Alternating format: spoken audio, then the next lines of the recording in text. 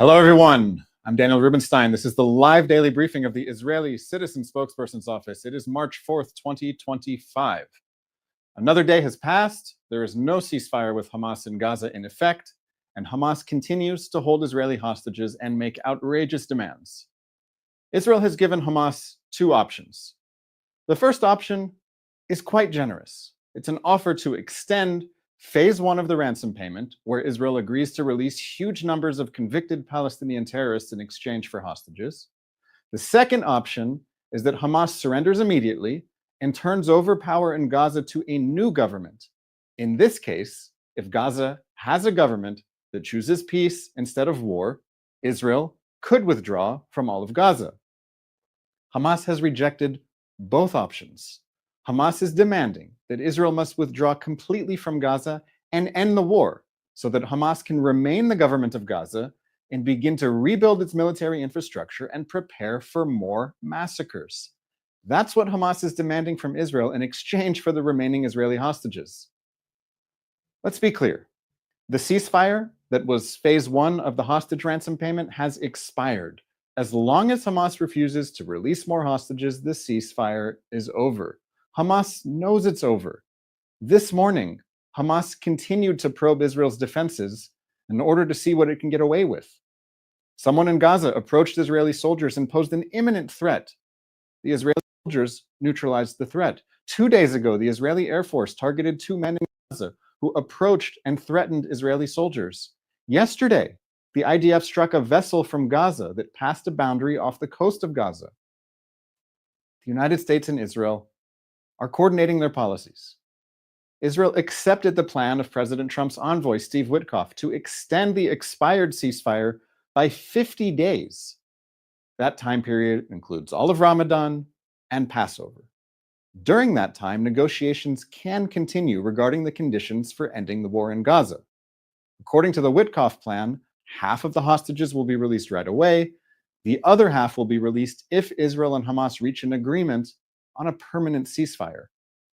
Hamas, of course, rejected this plan, and Hamas's agent, the government of Qatar, has rejected it too.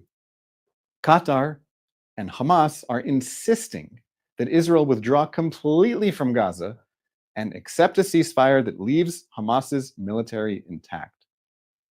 In the meantime, Israel has announced that it will halt the shipment of food and supplies to the Hamas government of Gaza until the Hamas government of Gaza releases the hostages that the Hamas government of Gaza has been torturing and starving for nearly 17 months. Never in the history of humanity has a nation delivered so many supplies to enemy territory while that enemy is holding hostages and promising to annihilate its neighbor as Israel has to Hamas in Gaza. I want to share something I learned from reading an Instagram post written by Hamas captivity survivor Emily Damari. This is an amazing story, and it raises a lot of questions. During the October 7th massacre, Hamas terrorists broke into Emily Damari's home in Kibbutz Kfar Aza, shot her at close range in the hand and leg, and took her back to Gaza as a hostage. We now know that Hamas terrorists took Emily to Shifa Hospital in Gaza City for surgery. I want to know, did anyone in the hospital, a doctor, a nurse, an administrator, tell someone in the outside world that Emily was there? Emily said that before the Palestinian doctor performed surgery on her hand, he said to her, "Hi, I'm Dr. Hamas." Everyone working in Shifa Hospital on October 7th saw that armed Hamas men brought hostages seized from Israel into the hospital. There's video. Did any of the medical workers say anything? If you have an answer, let me know in the comments. I think we have time now for a couple of questions from our audience watching live on social media. Thank you, Daniel. Our first question comes from Iris on Instagram.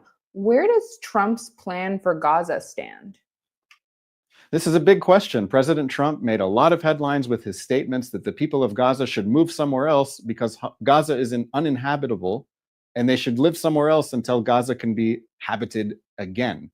This in many ways is a common sense approach. If you can't live somewhere because of a war that your government started and that government brought ruin to your own territory, you're a refugee and you should be looking for somewhere else to live until your situation improves. It's common sense. This is what happens in every war around the world, including in Ukraine. Well, what happened is that everyone suddenly panicked that um, that the people from Gaza are being forced to evacuate. And I said to myself, wait, this is the question that we need to be talking about. I say the people of Gaza are from Gaza, but the people from Gaza themselves are saying they're not from Gaza. They're saying they're actually from Israel, that they're refugees from Israel back in 1948. And 1.5 million of them have the right to invade Israel, conquer Israel, move to Israel, settle in Israel, and change Israel's name to Palestine. So what President Trump did was shine a spotlight on this issue and make people realize that the people of Gaza are at home in Gaza and they need a government that will choose to live in peace rather than a government that chooses war. Right now, Gaza cannot be rebuilt. The situation in Gaza cannot be improved while Hamas is the government. While Hamas is the government of Gaza, it's declaring that Israel must be destroyed. It's continuing to hold hostages. There can't be any expectation that building materials will enter Gaza that Hamas can use to rebuild its military infrastructure. So the only path forward is a Gaza that is willing to live in peace with Israel. And I hope the whole world will get that message and send that message clearly, or else the war is going to intensify and the situation is going to get even worse for the people in Gaza. Thank you. This is our final question. Lotem on Instagram asks, where does the ceasefire in Lebanon stand? Well, back in November, Israel agreed to a ceasefire with the government of Lebanon. In effect, we're talking about a ceasefire with Hezbollah. And the ceasefire said that Hezbollah must disarm, that Hezbollah cannot be a separate militia from the government of Lebanon. And if Hezbollah remains armed, then it's a violation of the ceasefire. More than 60 days have passed since this temporary ceasefire came into effect. And as far as Israel is concerned, Israel is going to remain in key points in Lebanon so that it can enforce the ceasefire agreement that no one else is willing to stand up and enforce. We're not going to make the mistakes of the past where we watch a Hezbollah terrorist army become armed and dangerous and ready for war on Israel's border while it's declaring that Israel must be destroyed. That was a mistake. Hezbollah was able to participate in Hamas's war one day after the October 7th massacre. Hezbollah joined Hamas's war, fired thousands of rockets, anti-tank missiles, suicide drones, and forced 60,000 Israelis living in northern Israel to evacuate their homes because Hezbollah was shooting at them. It's really uncertain how the situation in Lebanon is going to resolve itself. The government of Lebanon needs to make clear that Hezbollah must disarm, or else we're going to have a lot more problems in Lebanon than we do today. Just before I went live to do this briefing, I saw the headline was that Israel struck a target in Lebanon, perhaps a high-value Hezbollah target. It's not really clear at this, but everyone should understand that Israel is not going to wait for Hezbollah to disarm. If Hezbollah refuses to disarm, if the government of Lebanon refuses to disarm it, if the United Nations and other countries that care about the future of Lebanon do nothing, Israel is not going to wait while a terrorist army mobilizes on its border.